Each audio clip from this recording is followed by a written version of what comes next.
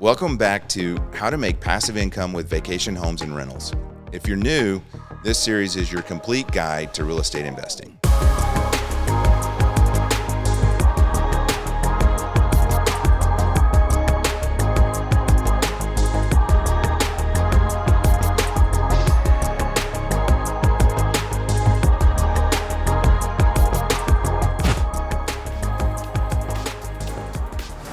For those of you that have been following along, I appreciate you. Drop a comment and let me know what's your biggest takeaway so far. Owning a vacation rental is just the first step, but how do you keep it booked and profitable? That's what today's episode's all about. From pricing strategies to guest experience and automation, we're covering it all. All right, so, the new topic is vacation rental management and operations. So, all right, Brandon, what services do vacation rental management companies typically provide, and how much do they charge? Great question. I think I've said that now every time you've asked one. So that's why we're doing this, is we're trying to get the good questions out there. Yeah, so absolutely. So there's two questions that are the most asked. One is, how much is this property gonna return? And two, what services do you provide? What they mean by what services do you provide, or how are you going to take care of my home? Right. And then ultimately, in turn, with the services you provide, they're going to, in the back of their mind, determine how involved in this do I have to be by going with this company, or how not involved, and do I know that they've got it and I have confidence? So a full-service vacation rental management company like Southern Holiday Homes is going to handle everything from A to Z, from onboarding your home to acquiring the pictures, to working with the real estate agent, to setting up the locks, to installing linens, to doing inventory checklists of the kitchen, to then ongoing landscaping, pool maintenance, and keeping up with the pool and cleaning that. I mean, the list goes on and on and on. It's like with your own personal home, you have upkeep. So you want to know, and that someone else is going to handle that. Pest control, bike rentals, golf cart rentals. I mean, it goes on. So we have all of that internally. Now, we also believe in partnerships. And so someone that might be new to the short-term rental world, they might want to be more hands-on in the first 3 to 6 months until they understand it. Right. And so Southern Holiday Homes is there to help them. And, hey, we're going to walk them through it. And if we need to schedule calls on a monthly basis or even a biweekly basis to kind of talk through some things, then that's great. We have some investors like Boog now where he doesn't really want to talk to me if the garage door doesn't work, right? He just assumes that I'm going to take care of it and get it done for him. So, and then there's everywhere in between. But by and large, what people are looking for is they're looking for someone that's going to respect and care for their home. And when they show up, they know it's a rental property, but they want to show up and say, "Hi, this management company not only cares about generating revenue, but they really care about taking good quality care of my home." Mm-hmm. And that also helps maintain the values in it as well. Absolutely. Yeah, I agree with all of that. And I would assume a high proportion of your clients could possibly not even live in the location where their vacation home is or their rental home is, right? So you're doing a lot of this remotely for them. Spot on. I mean, a majority of our clients do not live here locally. I want to say in our entire portfolio, we may have 2 clients that live locally.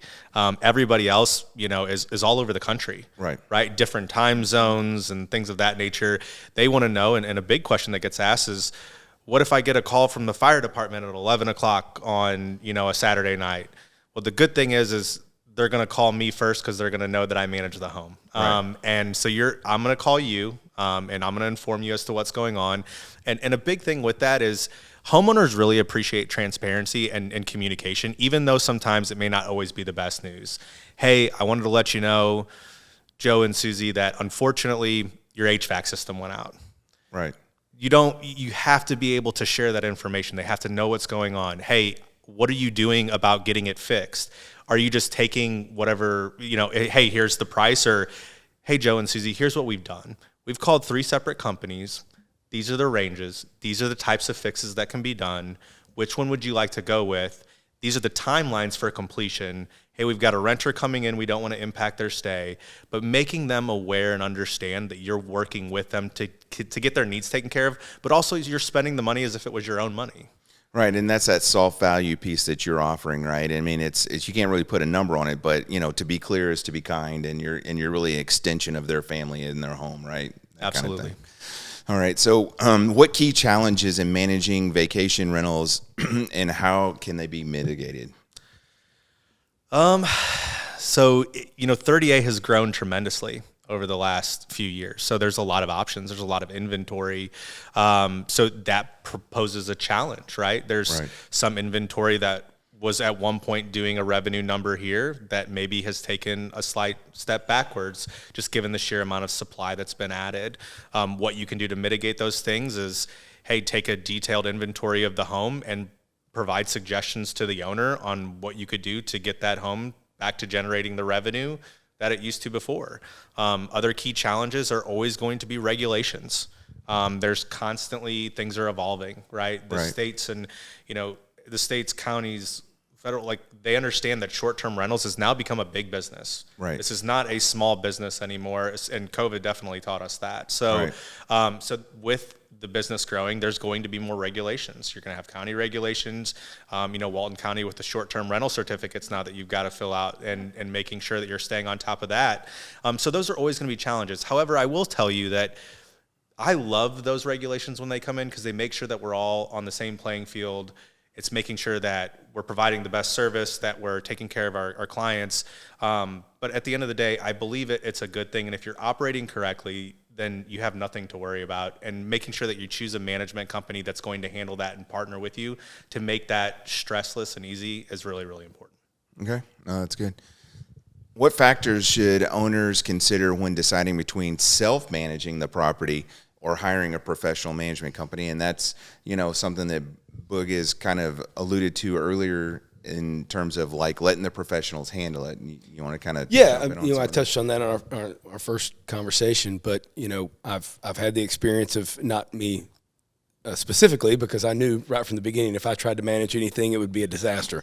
I know where my lane is, and it's not managing a rental property. But I've had friends and business relationships where they've tried to manage that property.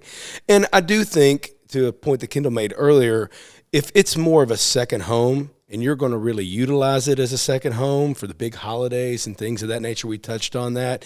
If you're going to use it the best weeks out of the year, you're not going to generate a ton of money. It's not going to be a true investment property. It's really more of a second home that may spit off a little bit of rental revenue on these other weeks, So it's a different way to look at things. And so if you're going to self-manage it that way and put it on VRBO or Airbnb by yourself, but you're really utilizing the house for your family first, I think that's okay. But if it's a true investment property, the properties that I'm buying, I don't even let my own.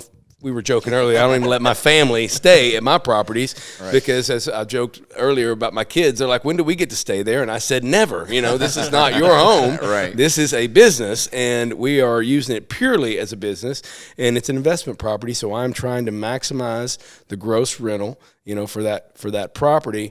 And to maximize that, I know I need to work with a professional that, again, does that every second of every day.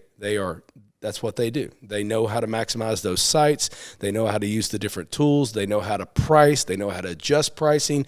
They know how to do all the things that are going to maximize that property. So if it's a true investment property, I don't see how you can do it without working with a professional management company.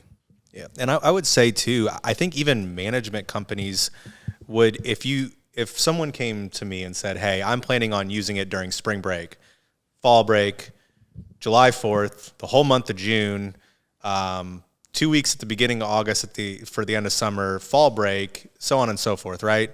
I would probably look at you and say, hey, maybe that's an opportunity for you to kind of learn and rent. It doesn't sound like income is your primary motive for doing this. Okay. And hey, I commend that. I love the fact that you're doing that for your family to make memories, because a management company at the end of the day it makes money when they rent the property for a fee, right, from that guest.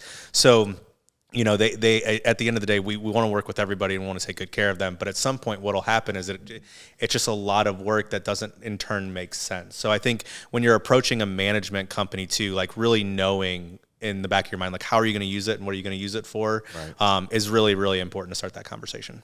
And I think that's kind of a good way to wrap it up. Fundamentally, we're doing this as a whole panel discussion and trying to help people get into the short-term investment, the rental property investment piece of it, but they have to ask themselves that question, right? Especially when they get in the car with you. Is this a second home? Is it some sort of kind of hybrid, or is it truly an investment property, right? And I think if they answer those questions up front, then that helps them tremendously down the line. Absolutely. Yeah. The more prepared they can be, the better. Managing a vacation rental takes strategy, but when done right, it can create a truly passive income stream. If you've been enjoying the series, don't forget to subscribe and turn on notifications, because next week we're wrapping it all up with a look at the latest trends and strategies shaping real estate investing in 2025. You don't want to miss it.